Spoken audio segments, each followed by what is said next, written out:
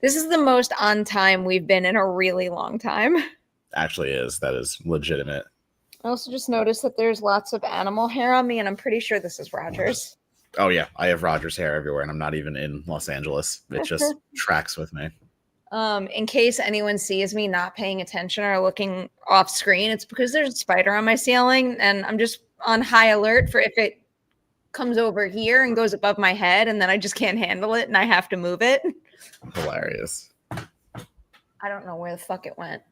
I hope it didn't fall off the ceiling onto the floor. That would just make it even scarier for me. I mean, it's lost. Don't worry. It's not coming for you. I mean, it could be. It's not coming for you. Unless you've harmed one of its family, and now it's no, coming for it. I don't. And well, then you have nothing to worry about. If I did anything to it right now, it would be scooping it up in cups, and it would be taking it out to safety. That is fair. Doesn't know. So our plan for today is we're going to do a M3GAN 2 review. We calling it M3GAN 2, M3GAN 2.0. What's the deal? It's 2.0 technically, the M3GAN sequel, whatever. Okay. I don't know. I got a little scared, honestly. I posted a ladies' night with Allison Williams, and I never said the title out loud once because I had one of those moments where, like, I was all prepared to say it, and then I realized it could have been M3GAN 2, M3GAN 2.0, and whatever I chose was probably going to be wrong. It's like you can make the argument that like it's not really a sequel, so it is a 2.0. It's an upgrade, but whatever, yeah. I don't give a shit. I'm assuming it's 2.0, but for some reason I got weird about saying it out loud. So we're going to talk about that movie. We're also going to go back to last weekend's release and do a 28 years later spoiler review, but we're going to save that for the end of the show. So if you haven't seen the movie yet, fear not, we will not spoil it. And when we do, we will put up a very clear warning. And other than that, we'll just take your live chat questions because I don't know what else is going on in the movie and TV world. I have been so out of touch for the last like 2 weeks. Like this week, I just got back from a wedding that was, I have to fly from LA to New Jersey. I had to drive from New Jersey to New York State. I just drove back from New York State. What has happened? I missed my Jurassic World screening. Like I'm totally out of so much. I am looking forward to talking Jurassic with you next week. I will see it on Thursday night. I will go see the midnight showing here in New Jersey or however early I can sneak in. Yeah, you're still going to be there next week. I just forgot literally what we talked about 5 minutes ago. I have my local theaters I used to go to when I was living here at home. So like we used to do the midnight movies at Kinnelon or the AMC in Wayne. Do you have 4th of July plans? Nothing solid. I mean, like friends are here still. Like my friends have kind of moved back to town, so hopefully we'll get to spend some backyard barbecue time while I'm here. Mm-hmm. Food and Which drink. Is nice. Food, drink, and friends sounds good to me. That's it. I can't wait to talk Jurassic. I was allowed to post a social reaction to that, so people already know that I quite liked the movie. This one I'm not allowed to say a single word about, D-Train. So there's going to be no expression, no thumbs up, no thumbs down, no nothing until I'm allowed. Did you see F1? No, I just skipped that too. I just skipped F1 and Jurassic for travel. Understandable. And you got to take pictures with a llama? Alpacas. They're very different. My bad. Very different. 2 alpacas. Yeah. It's like one of the best. It's legitimately one of the best pictures that have been taken of me recently. And it's the funniest I think it is my favorite photo of you ever. Like it's such a good, I mean, like it's on my Instagram, but just it came out perfect. I don't know. It is pretty perfect. It was a really nice venue, and no one knew, but alpacas showed up. I don't know if there was a farm nearby or however what happened, but the bride loves alpacas, and they made it happen. They had an alpaca cocktail hour. Well, that sounds kind of lovely. I think I'd be more excited to go to a wedding if there was an alpaca cocktail hour. Delightful. I got to pet alpacas, and they were very nice. What were their names? They didn't say the names. They just said they were too rude. You didn't even ask. I know. Two very well-trained alpacas. And they were like, they posed and everything. They were both looking the same way and everything.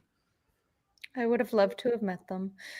Maybe one day I'll meet some alpacas and take a picture as fine as that one, but probably not.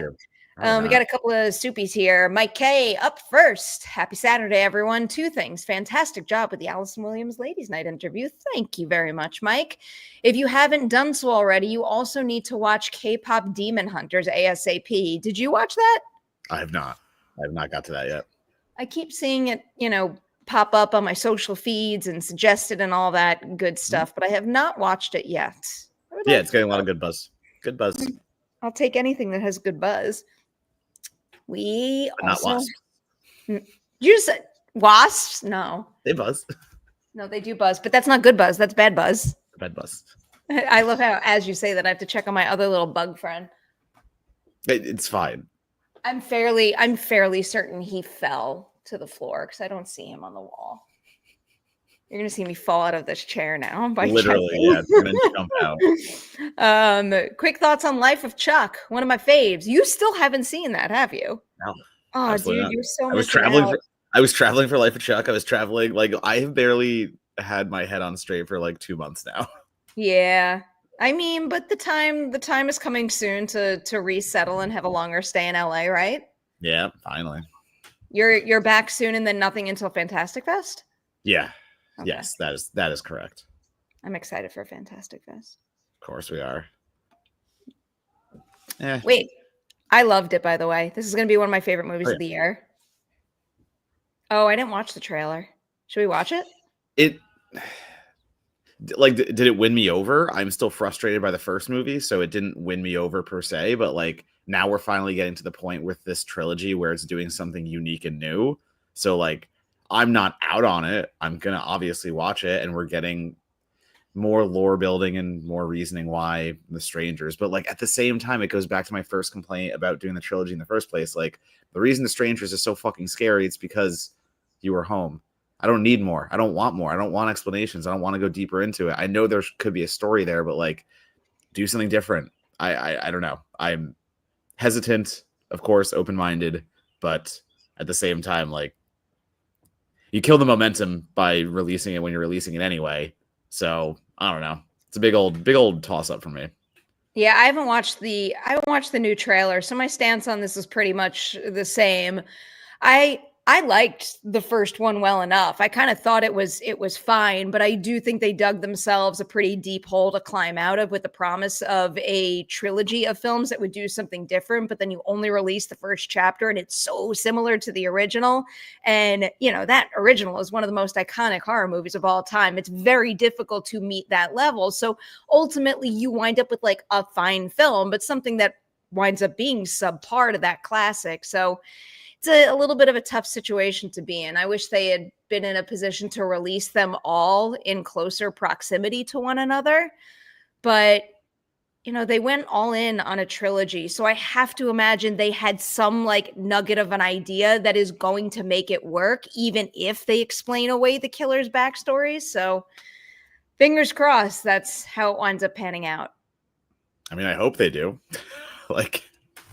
That is the logic. The logic is if you have 3 movies that you have the idea for it, but also, I don't know, do you have to? Maybe you just want to do 3 movies, and we're going to find out. No, you don't commit to that much movie and not have something worthwhile. And those are, I also do feel that there's a number of artists involved in that series that easily could have been doing something else. I have to imagine that there's something about that idea that made it worth their while, worth their time. I hold my judgment until. All right. This is all just speculation until I see the movie. Toon Talk says, "Hey y'all, love 28 years later. Did not like Jurassic at all, unfortunately. Mixed on M3GAN. Also weird how it's all tanking right now. Blumhouse in trouble." Oh, how it's tanking, as in M3GAN. I mean, I don't know if I would say M3GAN is tanking. It's definitely not financially in a great place, especially compared to the original. I'm just getting the actual numbers up here. Yeah, I'm trying to find the numbers. I do feel like it was inevitable that the sequel wasn't going to do as well as the original because they moved the release date. The first M3GAN movie was a surprise January hit, and we see that happen every once in a while with horror. So it kind of just, blew up at the box office, and positive word of mouth and great social media presence kept it going for a little while. But now this new movie is right smack in the middle of summer movie season. It's got a significant amount of competition that it has to keep up with. One thing that does give me hope for it going forward, though, is I believe it had a pretty good cinema score, and usually that does signal longer legs at the box office. And as far as I can remember, at least, I don't think we have any major, we'll get to this later, not that M3GAN 2 is a horror movie, but we don't have major in-genre competition until I think I Know What You Did Last Summer. So the runway is open for it. And, it's got a much bigger budget than the original for obvious reasons if you've seen the movie. So hopefully, legs will get it to where it needs to be. Yeah, but it goes back to what I was saying prior about coming into M3GAN 2, and M3GAN had like so much hype. M3GAN had so much viral marketing. Like, I couldn't go on TikTok or social media or anywhere without seeing M3GAN plastered all over. And I didn't see that this time. There was no lead up like that this time. I didn't see the same campaign. I didn't see the same virality. So I didn't expect it to do as well anyway, because I think Blumhouse thought it would carry over from the first movie, and just releasing the second one would be good enough. It just didn't have that same buzz. Go back to that word. You made a more expensive M3GAN movie, but all the reasons that it kind of went viral too, you didn't use. So that's the other part of it. Stop using that word and triggering me. I know. Sorry. I looked around the second you said buzz.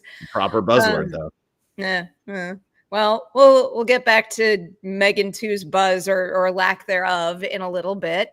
But also, wait, going back to is Blumhouse in trouble? No, my God, Blumhouse is fine because they make their movies for so cheap. I know M3GAN was one of the more expensive ones. I know they did go bigger for M3GAN, but the Blumhouse model is make things cheap, make a huge profit off of them. So even for lower numbers, it's still Blumhouse, so you're still okay. So Blumhouse is not in trouble. I mean, they're out there.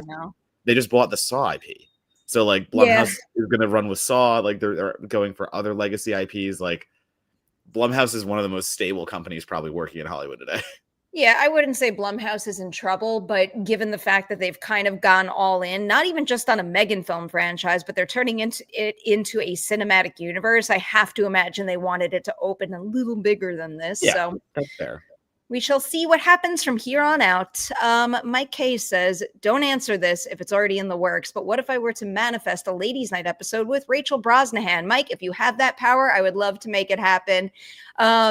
It's not happening, and it's not for a lack of trying, but it's one of the biggest releases of the summer. All those stars are in such high demand. So maybe one day down the line, we'll be able to circle back when they have a little more wiggle room in the schedule, but it did not happen this time around. And I very much understand why.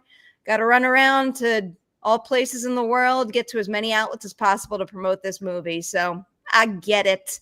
But hopefully I can maybe whip up one other long form Superman interview in the near future. I'm still not giving up that fight. So we'll see. Next up, we have John. Hey, Perri, wishing the best. Wanted to say thank you for all your great work covering films. You're awesome and a delight to watch. Hoping you love Superman. Can't wait to hear more in the future. I appreciate the super chat, John. I love reading nice things about myself. I feel super awkward reading it out loud, though, but I appreciate it. Steven is next up. Jurassic World projections seeming low and like it could underperform. Why do you think it is? Crowded market, people not enjoying the last film. Let me see where we're at here. I think the last film can definitely be a factor. I mean, legitimately, Dominion let a lot of people down. It was not well received. So the anticipation off of that might be less. But at the same time, I know a lot of people that don't like Fallen Kingdom. So it's it's hard to say. I think the Jurassic World trilogy that they put together just wasn't what Jurassic Park was. And there could be waning interest in that series. But this is a quote unquote reboot anyway. No, it's not. Well, I know it's not a reboot, but the three new characters, you get three new characters, you start with a new kind of base. I know why you say that, but yeah, I feel like we need to be more specific about tossing around words like reboot, sequel, reboot-quel, whatever words are popular right now. I'm just looking at some of the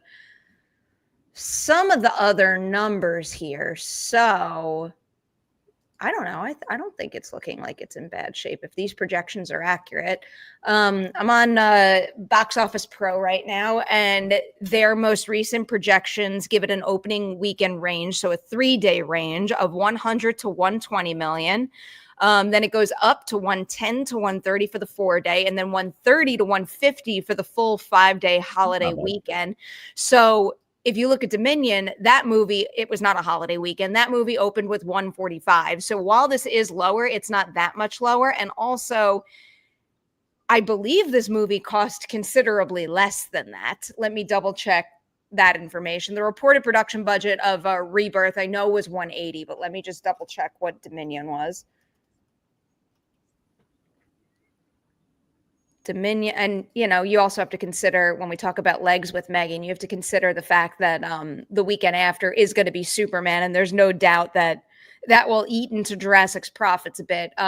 The reported production budget on Jurassic World Dominion was 265, so it did cost considerably less than that movie, and it's projected to maybe make a little less opening weekend, but not that much. So we shall see what happens. For what it's worth, though, we can't fully review it yet, but I saw the movie twice, and at the very least can tell you that I was eager to see it the second time, and it got even better for me the second time. Mirror Domain says... You got to see it twice. I mean, sometimes you got to speak to rewatchability when you can. I don't think all movies need to have that, but I, for one... love me a movie that gets stronger and stronger with every single watch. So when I can say that about a new installment of my favorite franchise, I will say it. Mirror Domains. I like Jurassic World Rebirth. Ear piercings for the win. I'm trying to think if I missed something in the movie. I have no input. I cannot say. I might be at a loss. Maybe I'm having like a weekend exhaustion brain fart. I don't know, but I'm glad you liked Jurassic World Rebirth. Let's see what else is cooking. Maybe? I don't know. Did she have a lot of ear piercings, I guess? I don't know. I was too busy admiring all the dinos. No dino. And those designs. So, anything else in the live chat you want to hit before we review M3GAN? I saw nothing. Okay. Well, is that a bird? Yeah, I'm outside. Oh, that's lovely. It's like super hot here. There's like a heat wave in New Jersey. So Ben? Yeah. Didn't it? I thought it like broke up. It like broke up for, God bless the wedding I was at. It broke up for the wedding because I was in a suit. But like, no, we're 80s, 90s the next week. So when I was just in New York for Jurassic and for M3GAN, it was like 100 degrees every day. And the hotel that I was in didn't have fully operational AC. My hotel room was between 77 and 80 degrees the entirety of my stay. I was melting. No, I was melting. Sounds awful. No, could be worse, but I was melting. I was melting and my makeup was melting. No. And then outside it was, and I definitely didn't pack. I didn't pack properly. I feel like most of the photos that I took the last week, you could see me in some sort of blazer, and that was a stupid thing to wear. Oh, that's James Bond news. I forgot that happened. Yeah. Strong thoughts. I don't really have strong thoughts on it. I think that's quite a fine choice. Yeah, I think Denis will always be a fine choice for any franchise, any movie. Bond isn't really like my franchise, quite like let's say Jurassic is. Mm-hmm. So I don't think I'll ever have the same amount of investment or enthusiasm as others who adore that. Like I like checking out the new James Bond movie every single time they release one, but it's not the one that I'm attached to the most. So while I am excited to see that they got a great director, it's not the same level of enthusiasm that I would have for something else. I laughed. I saw some people talking online and they're like, the chances of Jake Gyllenhaal being cast as James Bond just went from 0% to, well, not 0% at least. It's a fair point right there. We have one more Jurassic super chat. I was busy admiring Jonathan Bailey, you and many, many other people. Jonathan Bailey. See, I don't know about Scarlett Johansson's piercings in the movie, but I do know about Jonathan Bailey's glasses, which is like one of the hot in a movie that's filled with dinosaurs. People just can't stop talking about the dude's glasses. All right. No, I'm not doing it yet. Without it, you don't have to do it with Rebirth. I did see the movie twice. I probably shouldn't do it with Rebirth because the review embargo is not up. One is the no-brainer. One is obviously the original Jurassic. Yeah. It depends on the day. I'll say for 2 and 3, The Lost World and Jurassic World for me do tend to flip-flop a bit. And then right under there, I have Jurassic Park 3, which I think deserves more credit than it gets. But that does sometimes flip-flop with Fallen Kingdom, which I would put right under it. And then at the bottom, I would put Dominion. But I am also I'm also a fan of Dominion. I gave that a positive review. Not nearly as positive as the other films, but I think that movie does not get enough credit for some plot points that people like to rip to shreds, but I think made a whole lot of sense. I am obviously talking around the locus, but I do not think that was a bad idea. I think there were other major missed opportunities in that story, but I don't think the locusts were the problem. Yeah, I mean, I think I'm pretty set on Jurassic Park, Lost World, Jurassic World, Fallen Kingdom, Jurassic Park 3, Dominion, like dead last. Did you not like Dominion at all? Yeah, no, I did not like Dominion. No. It's negative. Like, I don't hate it, but it's definitely negative. It's the only negative Jurassic Park I think there is if I was to review every one of them on a number scale. I mean, I get it. You're not alone on that. And I still vouch for all of them, though. This is actually kind of fun, too. What the hell is this? Have you seen the cast for it? Yeah, I feel like I did look at it briefly the other day. The cast is actually, like, super interesting. I don't know what they're going for specifically, but, like... I'm trying to pull it. Like, 50 Cent being Balrog,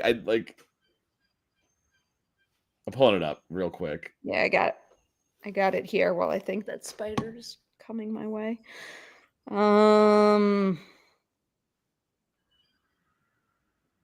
Like, they just added the comedian Andrew Schultz, and I don't know what the fuck they're doing with that. I mean, I'm all for big swings and maybe things seeming a little more random than what one might expect from a movie like that. It's fair, but like again, like Orville Peck playing one of the characters, like it's funny, like he's playing like a masked character, so it does work. It could be very cool, but like unproven, kind of a funny thing. Who's directing that now? Shit. Good question. I forgot. If it was still the Filippo brothers, I'd be very excited. But I think the second that they dropped out, I lost interest and stopped following it. Yeah. Someone from the Eric Andre show. That's the only credit that Rolling Stone is giving the director.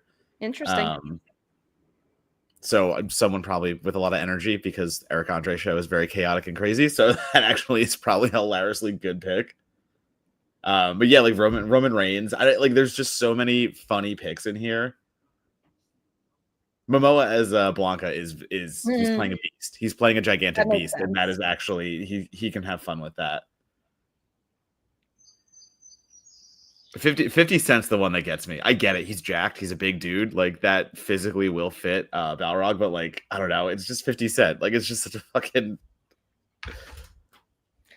Oh, there we go. Oh, Bad Trip too. Okay. Well, why did they put the Eric Andre shit? Why did Rolling Stone not put bad trip. Like, that's a full movie. I don't know. I'm curious. But yeah, if you are curious about Street Fighter, go look that cast up. It's crazy. Like, I'm really interested in it, actually. Like, it looks like it's. Does it have a release date? Not yet, I don't think. Or like something that they're targeting? Looks like set to come out next year. So sometime next year. All right. I'm curious. I'll be seeing it when that comes out. Andrew Koji is Ryu, though. Correct. Andrew Koji fucking rules. Like, that's I like that. That's a really inspired pick, but not really inspired. It's perfect. We will continue to follow that as it comes together. All right. Want to do it? M3GAN 2 review? M3GAN 2.0 review? Sure. So I will repeat something that I said in regards to Jurassic. I saw this movie twice. Okay. I saw it once for my interview, and then I saw it again so I could go to the premiere with my mom in New York, which was a lot of fun. I will tell you that my first time around with this movie, I didn't love it. Ever since the end of Collider Movie Talk, a lot of you probably know that I don't watch as many trailers and I'm not as on top of the movie news as I used to be. So it's not that I was totally surprised by the genre shift, but I found that it just completely abandoned the horror elements, and my personal tastes skew more horror than they do action. So I think I was a little shocked by how extremely different it was, and it didn't quite sit right to me. I will say, going into it a second time, knowing exactly what it was, it did make it work a little better for me. And part of me, at the very least, does, I guess, appreciate and admire the fact that they're continuing the franchise by taking highly unique big swings with each installment. Like, if this franchise were to continue and each new installment more heavily leaned into a different genre, I would be fine with this continuing on and on. Yeah, but like when Marvel does it does it with different characters, and it's able to like again, you're doing a universe. So like Guardians of the Galaxy could be the space opera, and Ant-Man could be the heist film. Like, you have different characters with different personalities, but you have now just altered M3GAN's personality completely, so you can't go back to the horror stuff. Like, that has nothing to do with the genre change, though. What I think that does have something to do with the genre change, because you had to make M3GAN an action star now, but like it would be even more jarring if they ever wanted to go back to horror with her. Like, I don't think it works as well when you have the same character and completely shift it. I think that Amelia sustains the genre shift without upending M3GAN and who she is too much. Because look at some of the things that she does in the original movie. Like, her programming and how it can evolve, I think, well justifies the fact that she'd be able to do what she does in this movie. Also, I might just be hung up on the Marvel comp, because like, they do dip into other genres, but you still have so many characters that cross over. Like, they still all have to feel in one world. Yeah, and that's my problem with these two movies. They don't feel in one world at all. Like, they feel completely separate from one another. And I liked M3GAN 2.0 enough. I gave it a 3 out of 5. My review is positive on Rotten Tomatoes, but like, I think it was a bad choice to do this switch. I don't think M3GAN is as interesting as as interesting as the action hero versus the horror baddie that they kind of created. I think M3GAN kind of lost some of the edge, and while there are still some very funny moments and the humor is still there, at 2 hours for this movie, it just goes on too long. Like, the bit is funny for a little bit, but then they overdo the bit so many times, and like, there are set pieces that I feel like they built these sets and like they wanted to get the most out of it. But I can tell you, like, the third act for me drags. Like, this is one of those movies that just wouldn't end. And I spent the kind of like, it did have one of my favorite parts in it. But the problem is the third act takes so long that like, there's so much movie that is already kind of overstaying its welcome as the goofy action comedy. And then you go into a third act that like feels just like its own movie in its own way in a little bit. And that weighed on me. So like, as much as I had fun with it, I think there are elements that are, as the action comedy, it is good. Like, cool. We did pivot into a new world, and like, You give M3GAN the ability to overcome. It's like it's a coming of age story for M3GAN in some terms, and I do kind of like those parts of it. But the overall, it didn't endear me as much as the original M3GAN. It did not endear me as what they were doing versus what they were establishing in the first movie. Like what you established in the first movie, and like what you kind of promised to come, and then you kind of abandon it and just go with this new idea. There's a little bit of like expectations that can't be fulfilled, and that is a little bit of a bummer to me. I hope I can explain this properly, but I don't necessarily think the problem is taking the M3GAN character and her, you know, losing her appeal by putting her in a different genre. I think it's the way that they explore the new genre. And I also do think part of the reason why the movie feels really long and, I mean, even convoluted and repetitive sometimes is because I think it doesn't like quite sustain the conversation about artificial intelligence it's trying to have and the points it's trying to make. There were, especially obviously my first time around with the movie, like there were points where they were explaining, you know, Gemma's political motivations and how she's fighting to create a safer world for AI and all of that in a way that, I don't know, it kind of lost me. Like I lost, I guess, the thesis of her argument to an extent at points where I keep trying to avoid the phrase like my eyes glazed over, but it did a little. It did a little. And then the second time around, when I was very clear on the points that they were making, I was able to put everything into focus a little better. But also, when you're reviewing a movie, you shouldn't need to see it twice in order to see the big picture clearly. Yeah. No, I one of my big complaints is actually the conversation around AI, because again, by having M3GAN be the quote unquote villain in the first movie, it's very clear the stance. Like, AI is the problem, but by making M3GAN the hero this time, you have to come around on AI, and the conversation has to shift from, well, AI can be good as long as we're good parents to AI. And that, once again, when you start in a place that M3GAN ends and M3GAN 2.0 begins and get to where we end, that I won't go into spoiler territory, but I think it undercut its own message tremendously. Yeah. Because it wanted to be a B movie. And who they want to be the villain and who they want to be the baddie at the end of it. That's like, even like in our reality, that's an incredibly convoluted conversation to have. And they're trying to tackle it in a 2-hour movie. So I get that. In a 2-hour movie that you also want to have fun with. Like, it like that was a big one for me. It was the idea of like trying to have fun with this movie on the terms that it wants to just be. Listen, there are so many good set pieces that I think the action choreography is surprisingly good. I think all the actors involved, like playing the automatons, are doing well with the action choreography. There is some very video game like esque scenes, and also Upgrade. Like, it reminded me of Upgrade when Logan Marshall Green, the way that he moved in that movie when he wanted to fight and be robotic. I think a lot of that was translated, and no shock, it's another Blumhouse movie, so maybe they were having some in-house conversations about that. But again, when you're trying to do all of that, when you're trying to sell this super fun, over the top robots kind of spy versus spy shit, and then you're also again trying to have a poignant conversation about AI that you just don't have the time to do, it's a lot. It's a lot, and the fact that you couldn't even do that in the 2 hours and the movie still feels overlong, like that is not good. Yeah.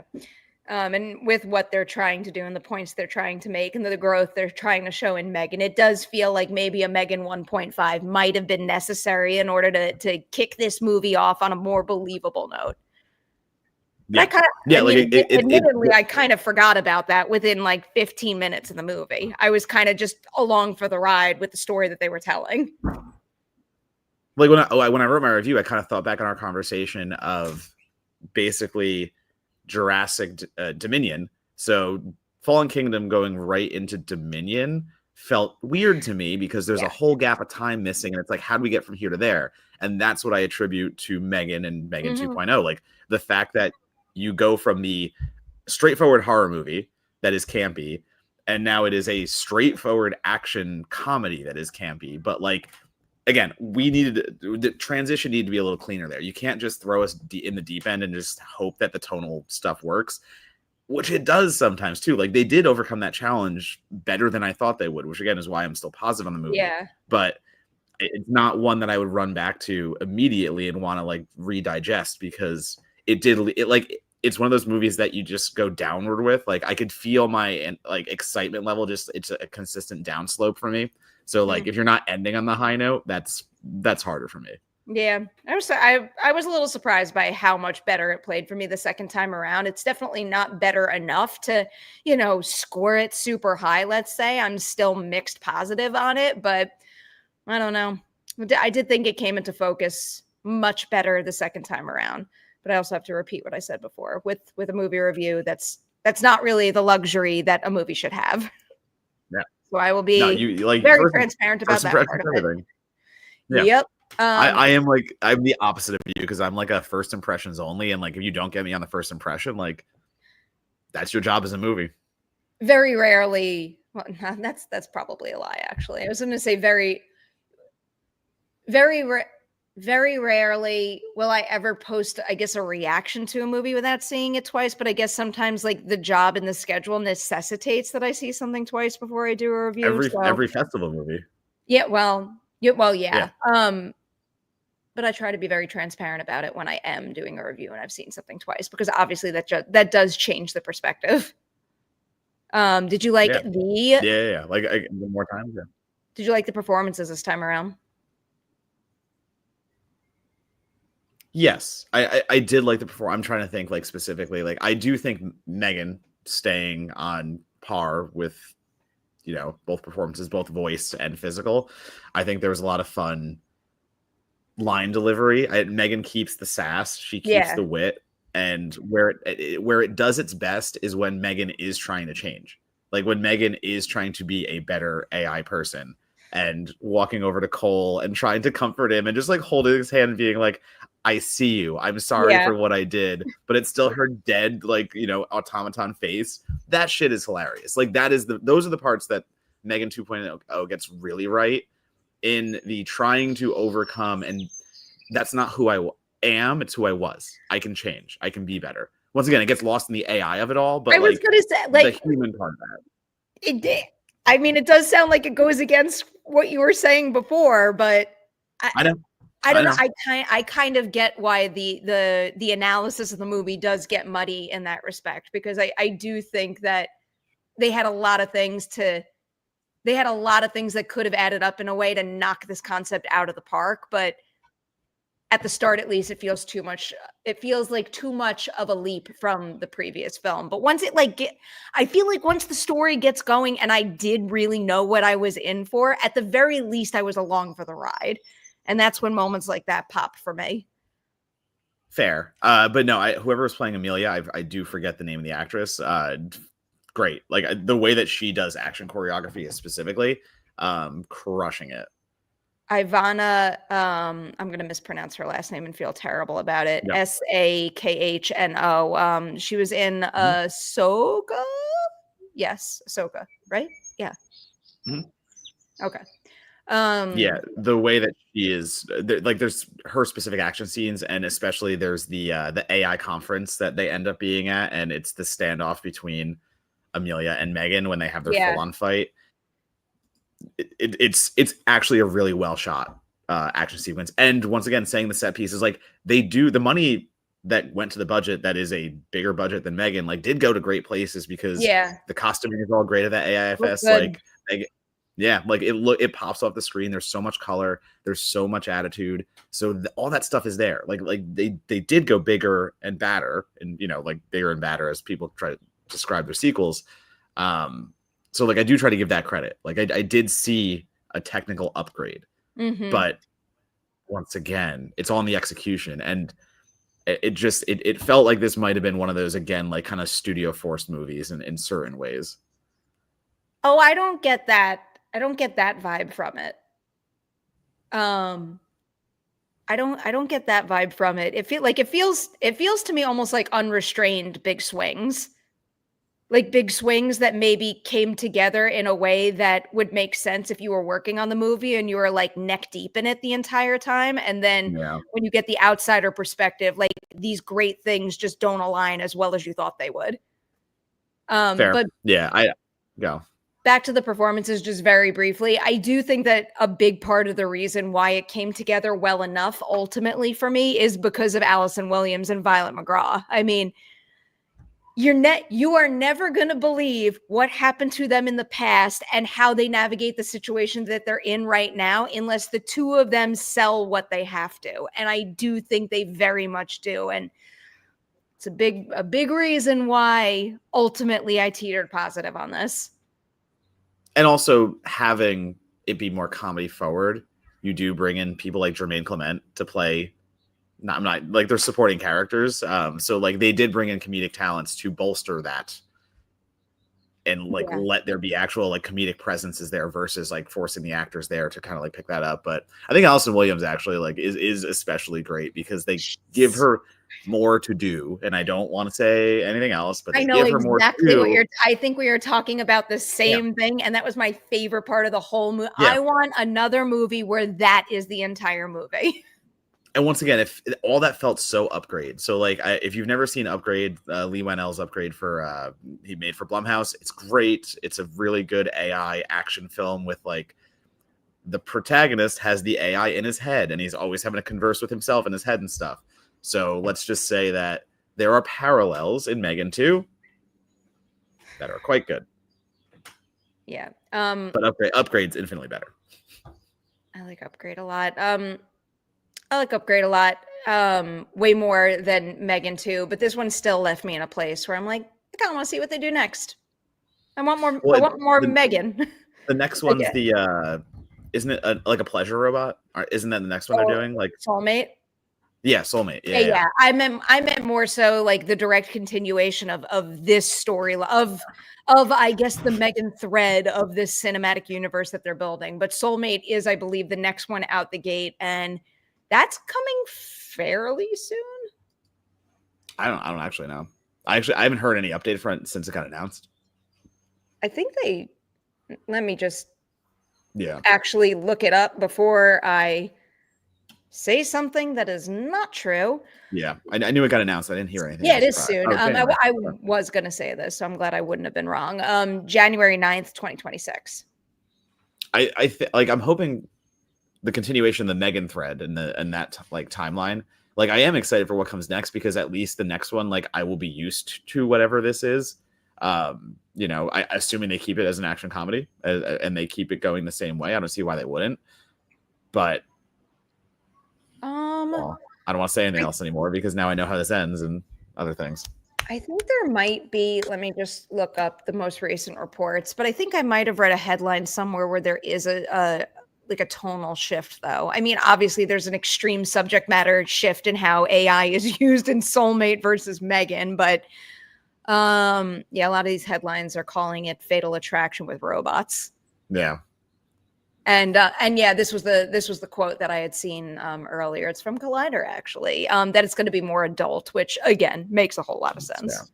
Yeah. So yeah, like again, like I sound like I'm being harder on M3GAN 2 or M3GAN 2.0, but like ultimately I did have enough fun with it. But like I keep having to use that qualifier enough, and I can't like that still matters. Like it's still the idea of like I did want to give myself fully to this movie. Like it is pure camp. It is fucking hilarious at points. I was really laughing out loud at like a few specific jokes. Yeah, but I could not get over I couldn't get over how like other parts just felt like dead air, and it just felt like they had this concept that they knew they wanted to deliver, and they knew how to deliver most of it. But I just really needed less. I honestly needed less of this movie. You know what it kind of felt like to me? Like they had this idea, they had a really strong idea that they wanted to hit home, but like couldn't figure out precisely how to convey that idea. So tried to convey it in slightly different versions multiple times throughout the movie. And that's kind of, what would lose me at particular moments. But ultimately, again, I do teeter positive on this. I would go 3 out of 5. Yeah. Again, same. Like that's where I landed. I was fighting between like the 2.5 and the 3. And I was like, do I really want to go negative on this? And there's not enough here for me to be that against it and like actually sway negative. Like if it was ever on television while I was doing work or something, or doing chores, I would leave it on. But like I'm not gonna seek it out again. It's got that feeling that a movie doesn't necessarily have to have, but I do appreciate where when, like, if it were on TV right now, I would have my moments that I would really be looking forward to coming up. So I appreciate that quality. We do get, I do want to confirm though, we do get another M3GAN musical number, and it's so good. It's so. I don't want to spoil what the I'm song not going to spoil anything. Yeah. The tone and the timing of that particular scene is just chef's kiss. Yeah, that so again, like that's where they understood it. Like that's where the comedy worked. Yep, I very much agree with that. Is there anything else you want to add about this one before? Is there anything you two want to? Okay, wait. Here's a question that'll lean into Robert's question. If you could see M3GAN 3 lean into a different genre, what genre would you pick and why? I mean, like I'm gonna be annoying, but like I kind of want to go back to horror. Yeah, I liked M3GAN more because it had the bite to it and the darkness. And I think that when we're talking about AI and we're doing these conversations, I think they're best served in a horror movie context to actually explore the dangers of what can happen and the dangers of what come along with it. And like, if you want to have the parenting AI conversation, I'm happy to have that because it's an inevitability. And that is actually like, there needs to be a conversation about using AI ethically and using it well versus the way that chuckle fucks use it all the time now. Like, we're training it to kill us. Like, we are literally feeding it the worst possible data to like turn it against us, but all that shit. Like that is a conversation I think that does way better in a horror context. So I want to see it go back there. It could still be action. Like I'm fine with the action parts of it. Keep that with it, but I want it back in horror. M3GAN was more entertaining to me then. I feel like everyone just saw like the shit-eating grin grow on my face more and more as I thought about my idea. I want it to be like M3GAN 2.5. I want the next movie to take place in between like big M3GAN events and just be a family dramedy. Like a super grounded, contained family dramedy of them trying to make a life together. The M3GAN sitcom is what you want. Yeah, you want the that is what I want. I mean, it's very funny. I would enjoy that quite a bit. All right. Hold on. Did you? I had a feeling. Is chuckle fuck not a word people use? I use that to talk like dumbass or something like that. Like I call people chuckle fucks if they're idiots. I never would have said that word, but I mean, it's a word, right? I use it all the time because I heard it. But it's I heard it from a friend, but like I didn't know if that was vernacular anywhere else. I don't know. My friend group. Maybe I've just heard you say it too many times for all I know. Literally, probably you did. Okay. I mean, this crossover should never happen, but same studio, so it could. I was gonna say it could. What do you mean? It never, but could. Yeah, like the next version of both franchises is like an army of M3GANs going to a Jurassic Island somewhere. Oh God, Chucky and Tiff route. That'd be funny. I mean, there were a couple of visuals in this one, even more so I think than the first one, that I was like, Chucky. Oh yeah. Oh, 100%. Yeah. Well, because you get to see the skeleton M3GAN for a little bit. Yeah. That visual in particular. Alrighty. Do you want to do this? Yeah, we can do this. Yeah. Okay, everyone.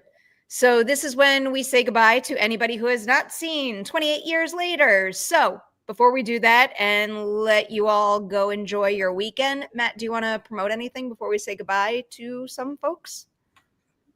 Just my writing as usual. I am always writing. I'm always doing things. So follow me at Donatobomb, DONATOBOMB, on Blue Sky, on Instagram, and on Letterboxd. If you follow me on Letterboxd, you see all the movies I'm watching and can see my articles. If you follow me on Blue Sky, you see all my little posties and articles. And if you go on Instagram, you have me with llamas. Alpacas. I do not want to offend. You said it now. I put that in your head. I did. apologize. Respect to the alpacas. I will take this opportunity to promote Ladies Night, of course, and I will promote the one that just went live today, Allison Williams. Another thing that, you know, obviously did not influence my review just now, which is why I didn't bring it up, but I'm just really excited for her as like a force in this industry because she EP'd the first M3GAN movie. Here she's a full-blown producer, and I believe she's an EP also on Soulmate. And I don't know, just through that conversation, I could feel how much she cares. And while it's not necessary for any filmmaker to do this, I do really appreciate when someone like an actor has interest in other aspects of creating a film and wants to wear multiple hats. And she just said something about, there's the fucking spider. It's there. I see it. We're okay. She said something about the things that she is learning and able to do as a producer on a movie, how that gives her the ability to convey certain things to co-stars, to actors on set, that essentially makes everybody even more in the know and, you know, bolsters the project by ensuring that actors have a certain understanding of things that maybe wouldn't be explained to them otherwise if they do not have another actor in a producerial role. So many cool things there. And then we're going to release another one midweek this week because I had Luna Blaze from Jurassic World Rebirth on the show also, and we had a lovely conversation. I cannot wait for you to see that one as well. With that, bye-bye to anyone who has not seen 28 Years Later, because we're going to spoil the shit out of this movie. Matt, we didn't talk about this one at all, right? No, we didn't do a show last week. Yeah. Did you like it? Yeah, it's another 3 out of 5 for me.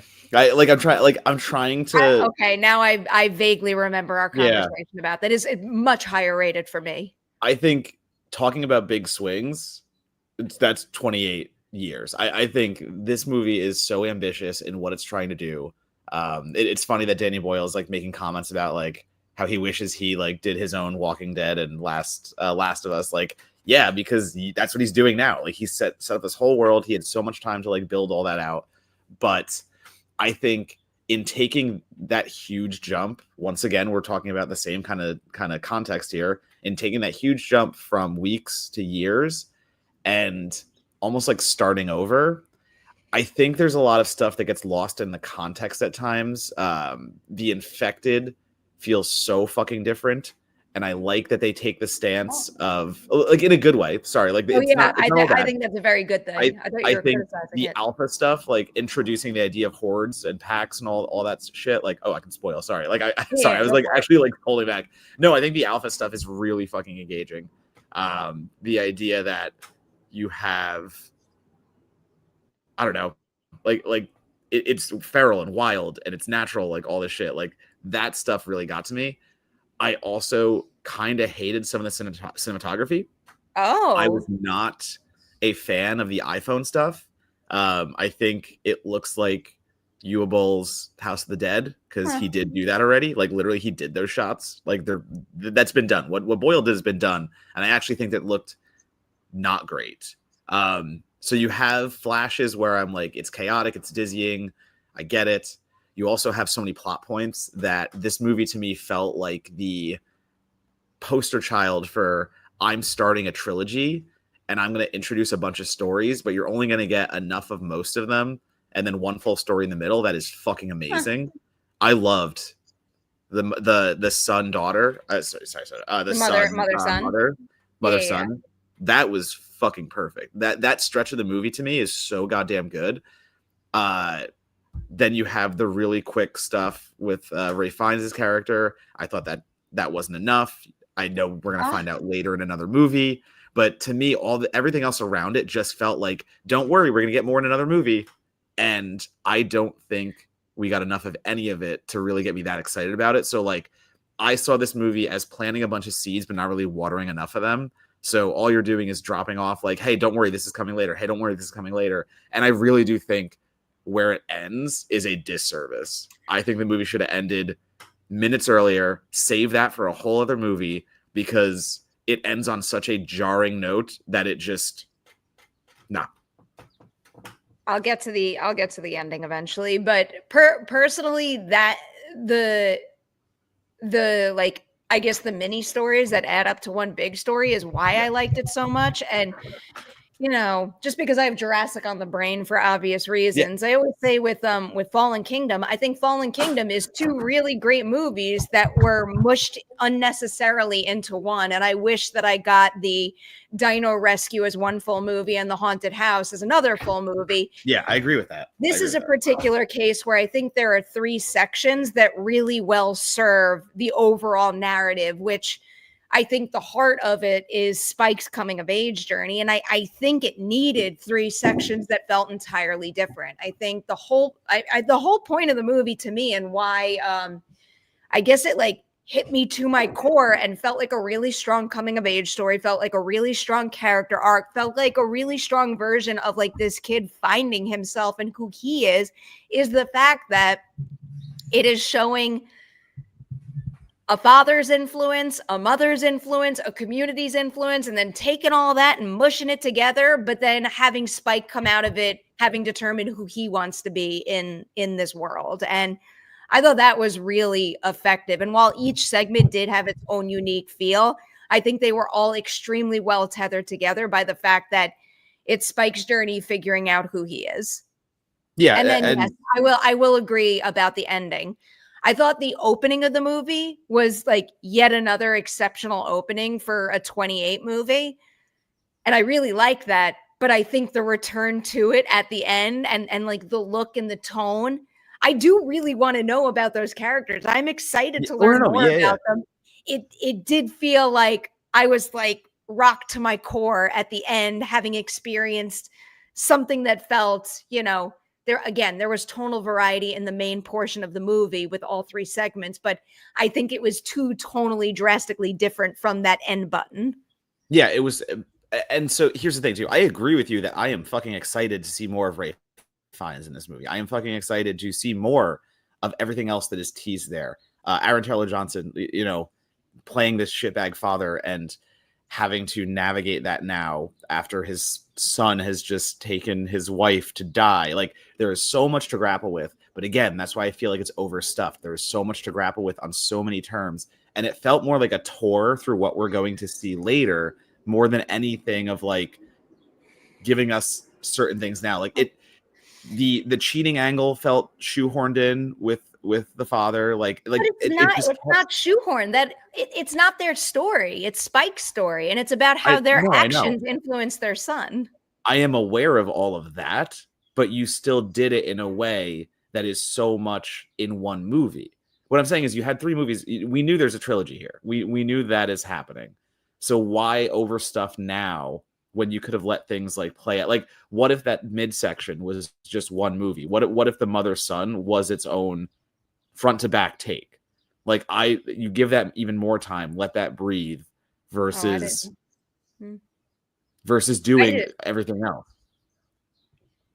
I think we fall on opposite sides of this divide. I didn't find there to be like I think the 3 sections of this movie, like I think they mined everything they could. Otherwise, it would have felt like, to me, like a bloated journey that just went on a little too long. But so what we got now though is an over 2-hour movie that feels overpacked though, in my opinion. Like that's, I left that going. I have the opposite opinion on that. Yeah. Like, I left that movie at 2 hours and 15 minutes going like, holy shit, how did they stuff all of that in? And again, ending on the note it ends, I think makes it more obvious. So maybe that's where it hangs me up a little more. But like, to bring this up to, like, it's a very British movie. Like, somebody wrote an article for Fango that like, I read that. It is incredibly British. Like, everything has direct ties to what's going on and what has gone on in Britain and everything politically. So like, look up that article if you don't understand the connections and things of that nature. I don't have the time to get into it because there's just so much of it. But no, I liked it for the reasons that there's so much Garland in here. And I mean that, obviously he wrote the script, so like that makes sense. But I mean that also visually, where having seen now Alex Garland grow as a director, like some of these shots like bring me back to Civil War, and they bring me back to Men and like all this other stuff. Like, there's so much visual attraction in like the morbidness of it all. Like the Bone Temple is great. Like Oh my everything, God, it so looks beautiful. amazing. It's like heartfelt. Like that whole scene is great. There's this scene where the embers are flying up at night, and it's like the cinematography is immaculate. My favorite shot of the entire movie is when Jamie and Spike are running across the causeway, and you just see like the colors behind the like that was a visual that like truly just like blew my mind. And like I thought the setup of everything in Ralph Fiennes' camp was just like absolutely stunning. And man, that part just like emotionally destroyed me. Destroyed me. When and I also thought it added a really great layer, and one that like we don't really get to see that often in this type of movie. Where like we're so hyper focused on the rage virus and surviving that outbreak that we completely often forget that other very real human conditions still exist in that space. And I thought it was a really fascinating thing to get to view side by side, and kind of pick apart the differences in how I felt about certain things and how I process certain things in terms of like losing a loved one in that space, but for two different reasons. It's just, I thought it was a really smart choice. But then there were times where it got me. And again, I brought up Boyle's comments earlier about how he wanted to do his own, like, I should have just done a Walking Dead or something like that. And there are times where this movie feels like that detrimentally, where there are just like choices being made and stuff, and like setting up this community that just feel a little like we have seen this before, like we have done this before. And I think he gets around it with scenes like the causeway, because again, that shot is fucking perfect. But then I bring up that shot again because that shot is so perfect and it is so glorious in everything it's doing. Like that is a piece of art being shot.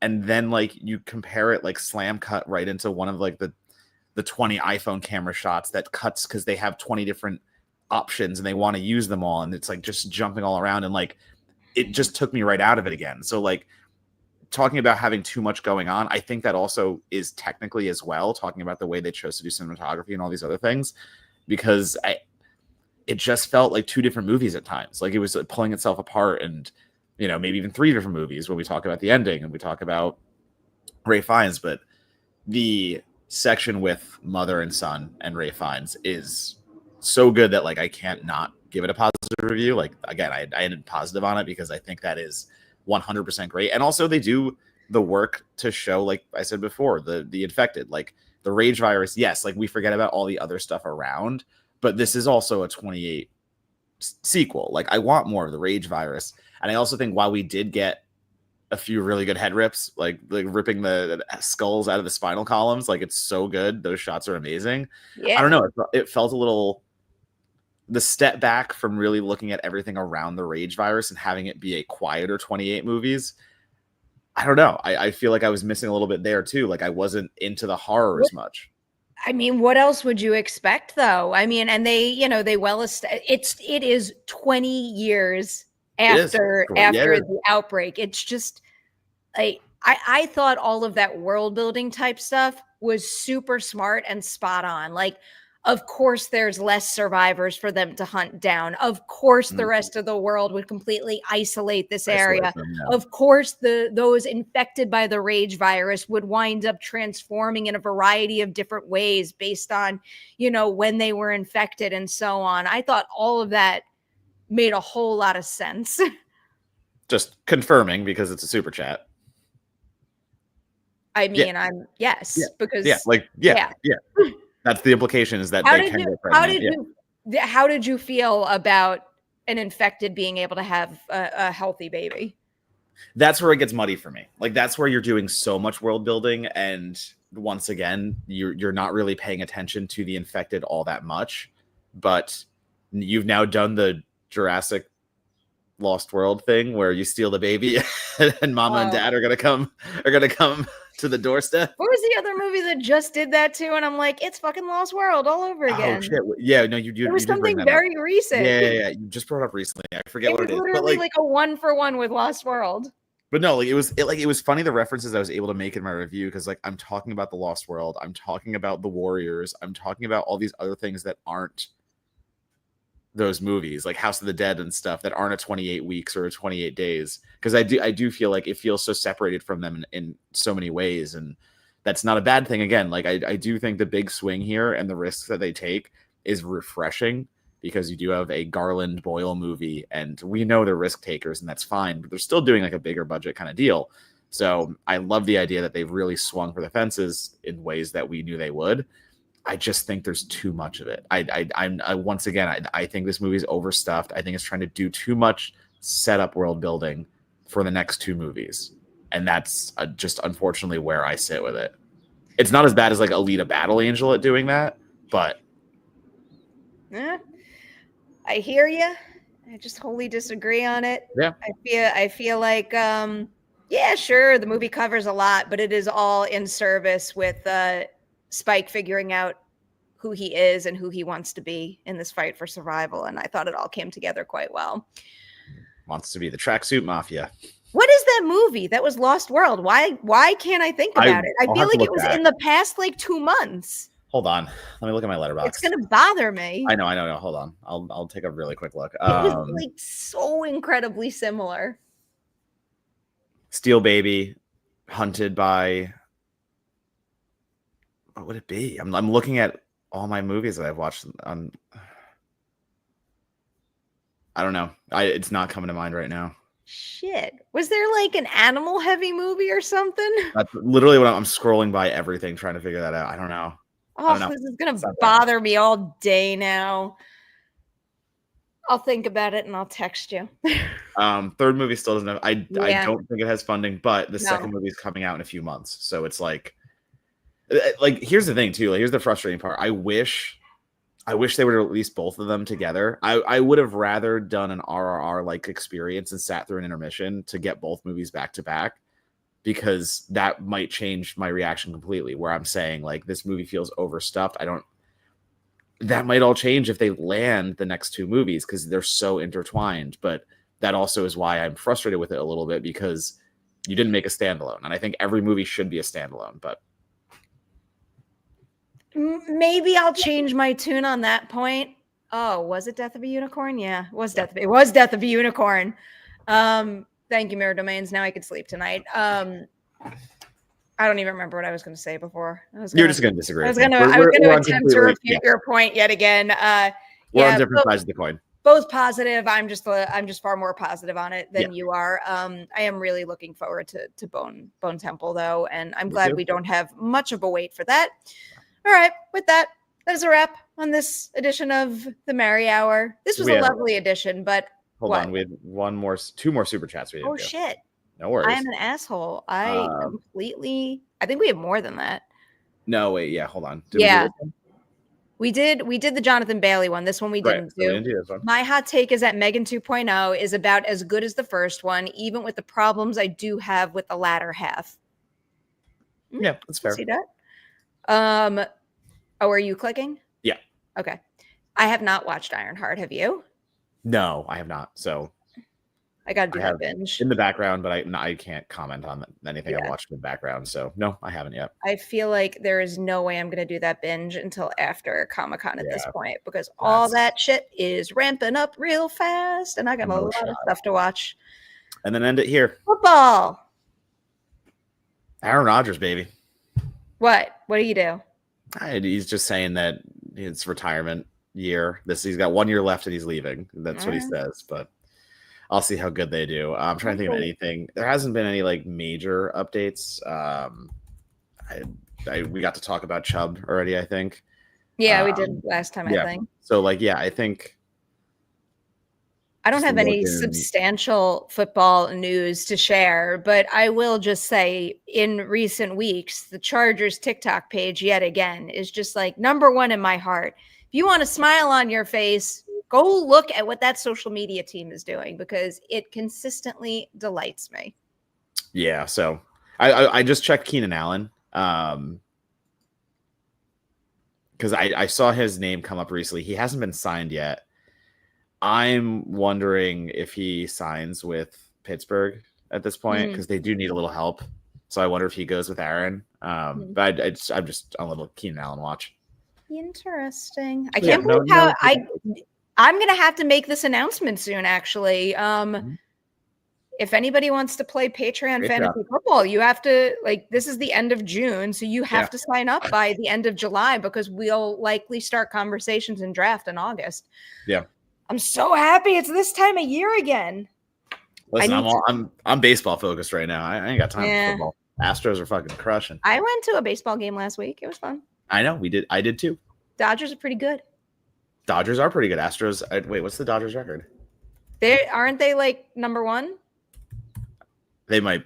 Oh yeah, they beat Washington when we were there. It was fun. Hey, my Astros are one of the best in the AL, so it was fun. And I drank a beer the size of my body, Matt. Yeah. Oh my God, Beatbox has slushies at Angel Stadium, so I had Beatbox slushies. When I saw that they were serving beers in like a baseball bat shaped like yardstick kind of thing, I'm like, well, I don't need that, but I need that. No, you need that. Yeah, what do you mean? No, of course you need that. $30 beer, man. Fuck yeah, Mike. Hi. Who's Kyle Tucker? We traded him. He had 1 year left on his contract, and he's going to be a huge signing next year, so we traded him for prospects, and he's a Cub now, and we're playing the Cubs right now, and the prospect we got from him hit a home run last night against the Cubs, and it's very nice. Baseball's nice sometimes. Cool. I like baseball. You know what else is nice? Dinosaurs. Yeah. And we're going to talk about dinosaurs next week. Yeah, we are. And I can't wait. Can't wait. All right. With that, everybody have a wonderful rest of your weekend, and we will see you again on Friday next week. Back to usual daytime, right? I think. We'll see. Ish, because you'll still be there and I'll be here. So, technically, we'll be doing East Coast time. Yeah, we'll figure it out. Yeah. We'll figure it out. All right. Everyone have a good weekend. Goodbye. Goodbye.